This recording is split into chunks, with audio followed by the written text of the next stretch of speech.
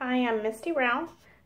This video is on time management, and as you can tell, I have an issue with time management, or this would already be posted.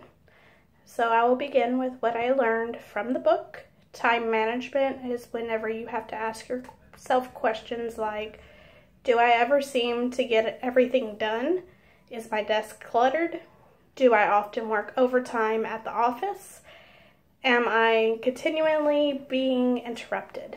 So whenever it comes to my job, my answers would be, do I seem to get everything done? No. I do bring home some of my work, and I know that's not what most people would suggest to do, but I do that since I am the supervisor of a business office. I bring home some of the stuff that just needs to be signed that does not have confidential information on it. Is my desk cluttered? Of course it is, because I am the supervisor. I try and keep it as decluttered as possible. On Fridays, since it's more my slow day, I try and organize my desk a little bit or put it into my files, which are inside my file cabinet.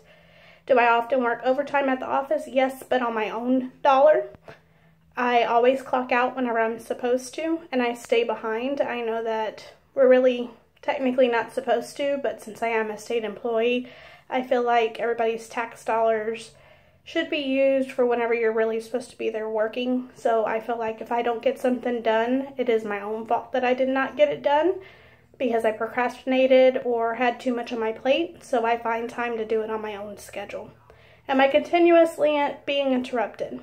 Yes, I am, because again, I am the supervisor.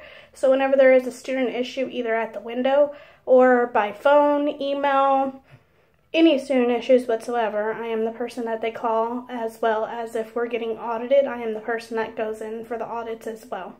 The next thing that you need to do is establish efficient work habits. It can boost your morale to increase your organizational skills, be a self-starter, take the initiative, and you have to learn the importance to place on each task. Again, this is hard for me, like I stated above. I do have issues with that. Take charge of your time. There is no right way to manage time on the job. Effective employees establish effective work patterns. I feel like I do have a very good work pattern.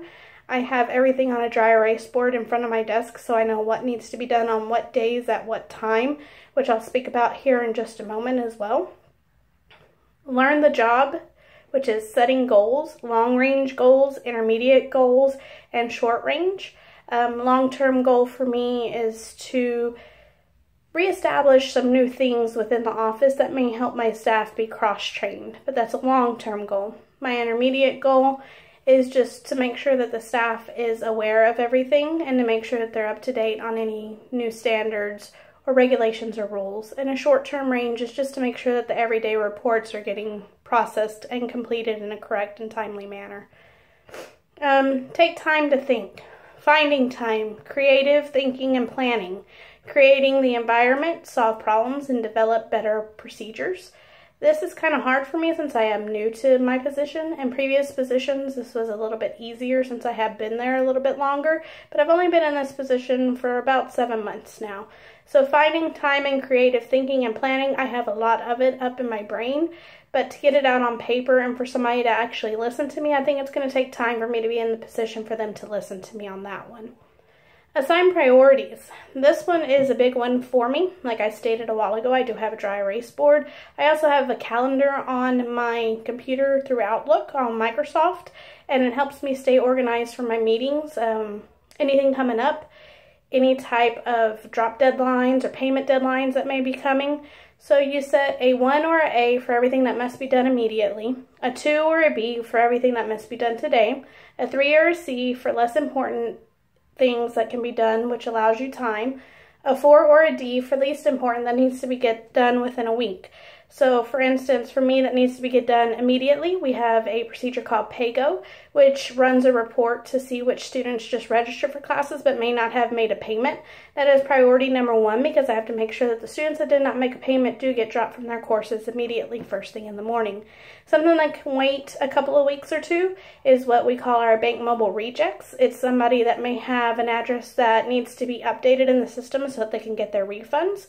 I send out emails for those usually on a weekly basis but that's something that I can pull and see how many are on there or how important those ones are for that day.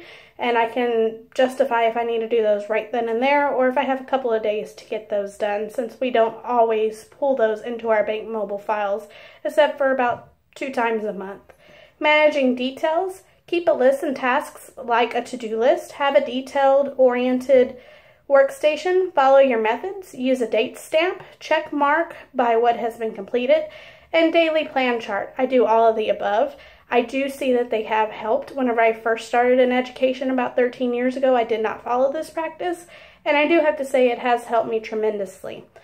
Group similar tasks together. I do that quite often. Work on a task at a time. That's hard for me to do since I am a multitasker.